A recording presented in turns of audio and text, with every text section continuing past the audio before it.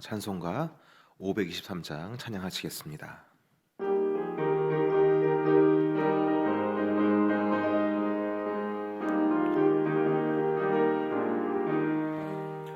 어두운 죄악길에서 목자 없는 양같이 모든 사람 길 찾아 헤맨다. 자비하신 하나님 독생자를 보내사 너를 지금 부르리 나오라. 이때라 주의 긍휼 받을 때가 이때라. 지금 주께 나와 겸손하게 아뢰라. 구원함을 얻으리 험한 십자가 위에 달려 돌아가신 주 다시 살아나셨네 기쁘다. 죄인 구원하실 때 어서 주께 나와 크신 은혜 구하라. 이때라 주의 긍휼 받을 때가 이때라. 지금 주께 나와 겸손하게 아뢰라. 구원함을 얻으리 주의 귀한 말씀에 영원 생명 있나니 주님 너를 용서해 주신다. 주가 부르실 때에 힘과 정성 다하여 주의 은혜 받으라. 이때라 주의 긍휼 받을 때가 이때라. 지금 주께 나와 겸손하게 아뢰라. 구원함을 얻으리 세월 빨리 흐르고 세상 친구 가는데 너의 영혼 오늘 밤 떠나도 주의 구원 받으면 천국에서 영원히 주와 함께 살리라. 이때라 주의 긍휼 받을 때가 이때라. 지금 주께 나와 겸손하게 아뢰라. 구원함을 얻으리 아멘. 오늘 우리에게 준 하나님 말씀 사무엘상 1장 19절에서 28절까지 말씀입니다. 구약성경 409페이지에 있습니다. 사무엘상 1장 19절에서 28절까지의 말씀, 저와 한 절씩 교독하시고 마지막 절은 합독하시겠습니다. 그들이 아침에 일찍 일어나 여호와 앞에 경배하고 돌아가 라마의 자기 집에 이르니라. 엘가나가 그의 아내 한나와 동침하매 여호와께서 그를 생각하신지라. 한나가 임신하고 때가 이름에 아들을 낳아 사무엘이라 이름하였으니 이는 내가 여호와께 그를 구하였다 함이더라. 그 사람 엘가나와 그의 온 집이 여호와께 매년제와 서원제를 드리러 올라갈 때에 오직 한나는 올라가지 아니하고 그의 남편에게 이르되 아이를 젖대거든 내가 그를 데리고 가서 여호와 앞에 뵙게 하고 거기에 영원히 있게 하리이다 하니 그의 남편 엘가나가 그에게 이르되 그대의 소견에 좋은 대로 하여 그를 젖대기까지 기다리라. 오직 여호와께서 그의 말씀대로 이루시기를 원하노라 하니라. 이에 그 여자가 그의 아들을 양육하며 그가 젖대기까지 기다리다가 젖된 후에 그를 데리고 올라갈새 숫소 3마리와 밀가루 1에바와 포도주 1가죽 부대를 가지고 실로 여호와의 집에 나아갔는데 아이가 어리더라. 그들이 숫소를 잡고 아이를 데리고 엘리에게 가서 한나가 이르되 내 주여 당신의 사심으로 맹세하나이다. 나는 여기서 내 주 당신 곁에 서서 여호와께 기도하던 여자라. 이 아이를 위하여 내가 기도하였더니 내가 구하여 기도한 바를 여호와께서 내게 허락하신지라. 그러므로 나도 그를 여호와께 드리되 그의 평생을 여호와께 드리나이다 하고 그가 거기서 여호와께 경배하니라. 아멘. 우리는 지금 사무엘상 처음에 등장하는 이 한나라는 여인에 대해서 살펴보고 있습니다. 우리는 한나 하면 대개 아이를 못 낳아 간절한 마음으로 하나님께 기도하였고, 하나님께서 한나의 이 간절한 기도를 들어주셔서 아이를 잉태한 그 한 여인이다라고 생각을 많이들 합니다. 그래서 아이를 기다리는 부모들에게 큰 위로와 힘이 되는 성경의 인물 중 한나를 거론하시는 분들이 꽤 됩니다. 저도 아이를 늦게 본 사람으로서 이 한나를 묵상하면서 많은 위로를 받기도 하고 또 힘을 얻기도 했었습니다. 하지만 성경을 잘 읽다 보면 한나의 이야기는 기도를 통해 아이를 본 기적 같은 역사의 흔적, 그 이상의 의미를 품고 있는 것을 우리가 알게 됩니다. 구약 성경에는 사무엘상 전에 사사기라는 책이 있습니다. 이 사사기는 여호수아와 출애굽 2세대가 가나안을 정복한 후에 그 가나안에서 어떤 삶을 살았는지에 대해서 기록하고 있는 책인데, 약속의 땅 가나안에서 이스라엘 백성들이 어떻게 살았는가, 이 사사기는 한마디로 요약을 하죠. 이렇게 요약합니다. 그때 이스라엘에 왕이 없으므로 사람이 각기 자기의 소견에 옳은 대로 행하였더라. 이 말씀은 당시 다른 민족들에게 다 있었던 그 왕이 이스라엘에 없었고, 그 왕이 없었기 때문에 각자 백성들이 옳은 소견대로 행동하며 혼란스러웠던 시대였음을 대변하는 말씀입니다. 물론 이스라엘은 당시 주변국들에게 다 있었던 왕이 없었어요. 그래서 이 왕이 좀 있었으면 좋겠다라고 이스라엘 백성들은 생각하기도 했었습니다. 하지만 그들에게 왕이 없을지언정 그들을 다스리는 존재까지 없었던 것은 아니죠. 이스라엘을 다스리시는 존재는 주변국에 있는 그 왕이라는 인간과 비교할 수 없는 분이 계셨습니다. 바로 여호와 하나님이 그들의 통치자였고 그분이 그들의 왕이셨던 것입니다. 만물을 지으시고 이 땅을 통치하시는 하나님 여호와께서 자신의 존재를 구겨 넣어서 좁디 좁은 회막에 임재하고 계셨어요. 그 백성들을 다스리시기 위해서 자신의 존재를 그렇게 구겨 넣으신 거예요. 그렇게 친히 백성들과 함께 하시며 말씀하심으로 계명을 통해서 그 백성들을 다스리시는 중이었지만, 모세를 이어 민족의 지도자가 된 여호수아가 죽고, 그리고 그 여호수아와 함께 가나안을 정복한 사람들이 죽고 나서 다른 세대가 일어나게 되는데, 여호와 하나님을 인정하지 않고 생명이신 그 말씀을 듣지 않는 이상한 세대가 각기 자기의 소견에 옳은 대로 살아가는, 창세기적 관점으로 봤을 때 여전히 선악과를 따먹으면서 죄악의 길로 달려가고 있는 다른 세대가 일어났다고 성경이 지금 고발하고 있는 것입니다. 이건 여러분 대단히 비극적인 일인 거죠. 하나님 입장에서 한번 생각해 봤으면 좋겠습니다. 하나님께서 그 모습들을 보시면서 얼마나 안타까우셨을까요? 하나님의 구원 계획은 아브라함 때부터 구체화되면서 수백 년을 흘러서 마침내 그들을 부족이 아니라 한 민족으로 번성시키셨고, 이방 땅이 아니라 처음부터 마음에 두셨던 이 약속의 땅 가나안을 차지하게 하셨습니다. 그런데 그렇게 몇백 년을 거쳐서 기르신 하나님의 백성, 아니 하나님의 자녀들이 그 땅에서 하나님의 자녀들로서 삶을 살아간 것이 아니라 처음부터 하나님과 아무 상관이 없었던 것처럼 너무나 낯선 모습으로 하나님께 분리된 삶을 살게 된 것인데요.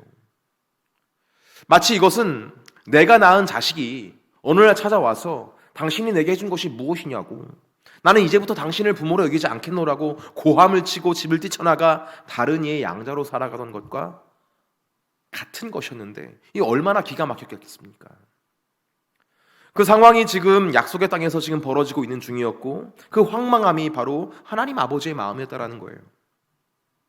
사사기부터 사무엘상 초반에 흐르는 하나님 아버지의 마음은 바로 이 자식 잃은 부모의 심정, 바로 그 엄청난 상실감에 빠져서 슬픔에 겨워 눈물을 흘리고 있는 아버지의 마음이 이 사사기와 사무엘상 초반에 흐르고 있었다는 것입니다.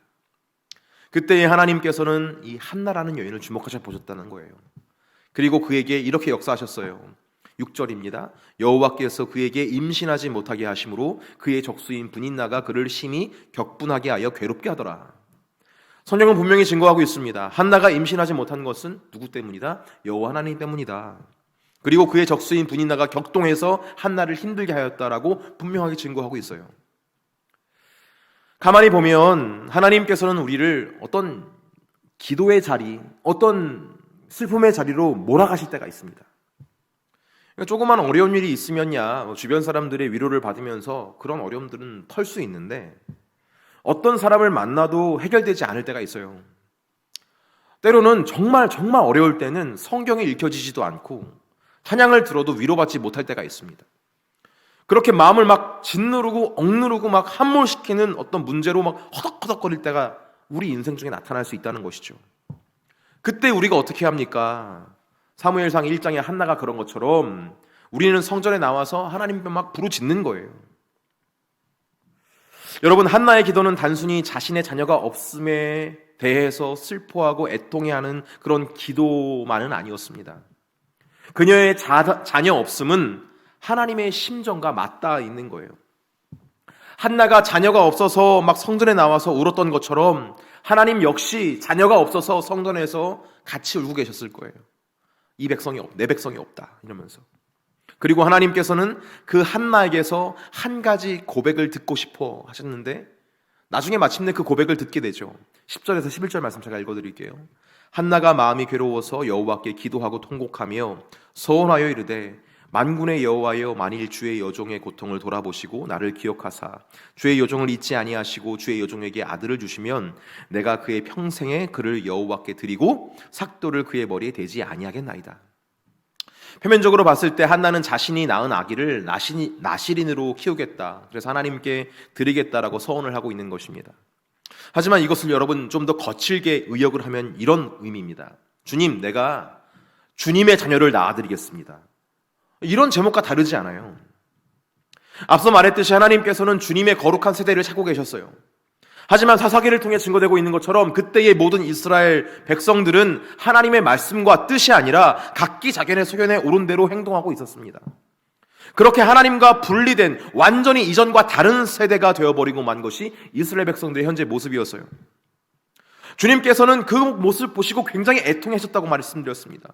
그리고 주님께서는 이 불의한 세대와 완벽하게 분리된 새로운 사람이 필요로 하셨던 거예요. 이를 위해 하나님께서는 한나를 주목하셨고 이 한나를 통해 완벽하고 거룩한 세대 나실인을 이 땅에 내셔서 새 역사를 이루실 그런 준비와 토대를 이루고 계셨던 것입니다. 사랑하는 성도 여러분, 우리가 겪는 아픔, 물론 우리의 죄와 잘못으로 인한 징벌일 수가 있지만 어쩌면 우리가 겪는 이 아픔은 하나님께서 부르시는 초대장과 같이 이 아픔을 통해 우리를 부르시는 하나님의 초청일 수 있다는 사실을 여러분들 기억하셨으면 좋겠어요. 그리고 그 초대를 통해서 우리를 기도하게 하시고 또 우리의 그 기도를 통해서 이 땅에 새로운 생명의 역사를 이루려시는 하나님의 놀랍고 신비로운 섭리일 수 있겠다라는 것을 여러분 한번 기억해 보시기를 바랍니다. 만약에 이 말씀에 마음으로 반응하시는 분들이 있다면 한번 이렇게 한번 기도해 보세요. 주님, 제가 한번 해보겠습니다. 주님, 제가 그렇게 한번 나아보겠습니다. 저를 통해 거룩한 역사를, 새 시작을 이루어 보시옵소서. 이렇게 한번 멋지게 한번 기도해 볼 수 있었으면 좋겠어요. 이 땅에 하나님의 사람 다윗이 태어나기 전에 하나님께서는 사무엘을 통해 다윗을 준비시키셨죠. 하지만 그 사무엘을 이 땅에 나타내시기 위해서 한나의 울부짖는 기도가 있었는데 그것은 단순한 눈물의 기도가 아니라 하나님의 마음과 맞닿아 있는 눈물, 하나님과 같은 심정의 눈물의 기도를 통해 하나님께서는 새로운 역사를 이루어 가시고 있었다. 그 위대한 역사 가장 이전에 있었던 것은 바로 이 눈물이었다라는 것이 바로 성경이 이야기하고 싶은 것입니다. 오늘 본문은 하나님과 같은 마음의 눈물의 기도를 드린 한나가 그 기도를 드린 이후 어떤 삶을 살았는지 같이 이렇게 이야기를 하고 있는 본문이에요. 오늘 본문은 이렇게 시작합니다. 그들이 아침에 일찍이 일어나 여호와 앞에 경배하고 돌아가 라마의 자기 집에 이르니라 라고 나와 있어요. 한나는 마침내 아침을 맞이했습니다. 여러분, 아침은 새날을 의미하죠. 하나님의 마음에 합한 기도를 한 자는 더 이상 인생의 밤을 보내는 사람이 아니라는 거예요. 하나님의 마음으로 기도한 사람은 마침내 새 아침을 맞이하게 되는 것이고 여호와 하나님을 경배하며 주님의 응답이 있는 그 집으로 향하게 되어 있다라는 것을 성경이 지금 이야기하는 것입니다. 그곳에서 하나님께서는 한나를 기억하시며 그 기도에 응답하시는 것을 보게 되죠. 엘가나가 그의 아내 한나와 동침함에 여호와께서 그를 생각하신지라 한나가 임신하고 때가 이름에 아들을 낳아 사무엘이라 이름하였으니 이는 내가 여호와께 그를 구하였다 함이더라. 한나는 자신이 낳은 아들의 이름을 사무엘이라 지었습니다. 이 사무엘의 이름에는 의미가 있어요. 어떤 의미가 있냐면 여호와께 구해서 얻은 아들이다라는 의미가 있습니다. 여호와 하나님께서 한나를 기억하셔서 사무엘을 주신 것처럼 한나는 사무엘과 그 아들의 이름을 통해서 자신의 기도에 응답하시는 여호와 하나님을 계속해서 기억하고 상기했다라는 것을 의미하는 것입니다. 그러니까 사무엘은 하나님에게나 한나에게 어떤 기억의 매개체다라고도 이야기할 수 있겠어요. 한나가 자신의 아들의 이름을 사무엘로 지은 것을 보면서 참 깊은 감동이 생기더라고요. 그녀는 여호와를 잊지 않기 위해서 자신의 아들의 이름을 사무엘로 지었습니다. 많은 사람들은 하나님께서 응답하신 것에 잠깐 감사합니다. 그리고 시간이 지나면 잊어버리죠. 어떨 때는 자신이 그런 기도를 올렸는지조차 까먹고 응답하신 하나님의 은혜를 기억하지 못할 때도 더러 있습니다. 그리고 지나간 과거를 회상하다가 맞다, 내가 예전에 그렇게 기도했었는데 하나님께서 이렇게 응답하셨네? 허허허, 내가 이런 기도를 드렸던 적이 있었지? 이렇게 뒤늦게 깨달은 적도 있어요. 하지만 한나는 그렇게 하지 않았다는 거예요. 그는 자신에게 역사하신 하나님의 은혜를 항상 기억하고 싶었어요. 그래서 아들의 이름을 사무엘이라고 지었습니다. 뿐만 아니죠. 그저 아들을 바라보면서 하나님을 기억만 한 것이 아니라 자신이 서원한 내용을 이행하는 한나의 모습이 뒤이어서 나옵니다. 제가 우리말 성경으로, 쉬운 말 성경으로 한번 읽어드릴게요. 엘가나가 온 가족을 데리고 매년제와 서원제를 드리러 올라갈 때에 한나는 가지 않고 남편에게 이렇게 말했습니다. 아이가 젖을 때면 제가 데려가 아기를 여호와께 바치고 일생 동안 그곳에서 살게 하려고 합니다. 남편 엘가나가 대답했습니다. 당신 생각에 그것이 최선이라면 그렇게 하시오. 그럼 당신은 아기가 젖될 때까지 여기 있으시오. 그저 여호와께서 당신의 말대로 이루시기를 바라오. 그리하여 한나는 자기 아들이 젖될 때까지 집에서 아이를 길렀습니다. 아들이 젖을 때자 한나는 아기를 데리고 숫소 3마리와 밀가루 1에바와 포도주 한 부대를 갖고 실로에 있는 여호와의 집으로 갔습니다. 그들은 숫소를 잡고 아기를 엘리에게 데려갔습니다. 한나가 엘리에게 말했습니다. 내 주여, 맹세건대 저는 여기 당신 옆에 서서 여호와께 기도하던 그 여자입니다. 그때 제가 이 아이를 달라고 기도했었는데 여호와께서 제가 구한 것을 주셨습니다.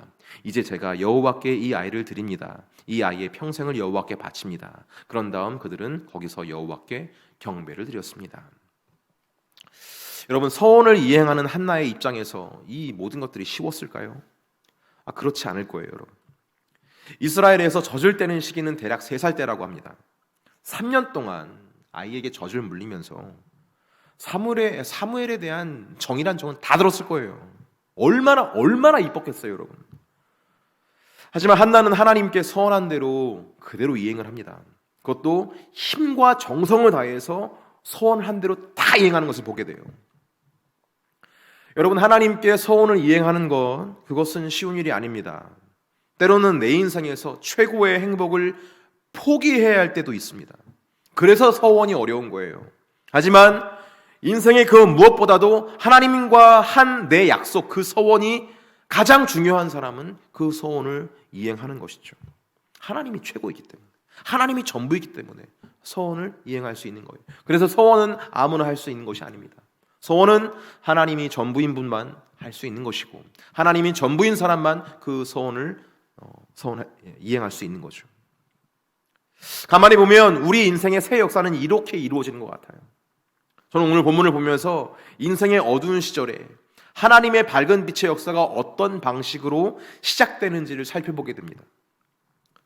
첫 번째로는 우리 인생에 하나님의 초대가 있어요. 지금 우리가 사는 시대 속에서 우리의 기도 제목이 있을 수 있지만 우리의 기도의 제목보다 앞서서 하나님의 소망의 제목이 있습니다. 하나님께서는 하나님의 사람들에게 하나님의 소망을 꿈꿀 수 있는 자리로 인도를 하세요. 때로는 그 인도하심이 우리 인생에 있어서 아픔이 될 수도 있겠습니다. 하지만 우리 안에서 선한 일을 시작하신 하나님께서는 우리를 하나님의 마음을 느낄 수 있는 그 자리로 초청을 하신다, 때로는 몰아가신다 라는 것이 바로 오늘 본문에서 나오죠. 그것이 바로 새 역사의 시작이다라는 것이죠. 그리고 두 번째는 그 자리에서 하나님께서 몰아가신 그 자리에서 하나님의 마음에 합한 기도를 올리게끔 하신다라는 겁니다.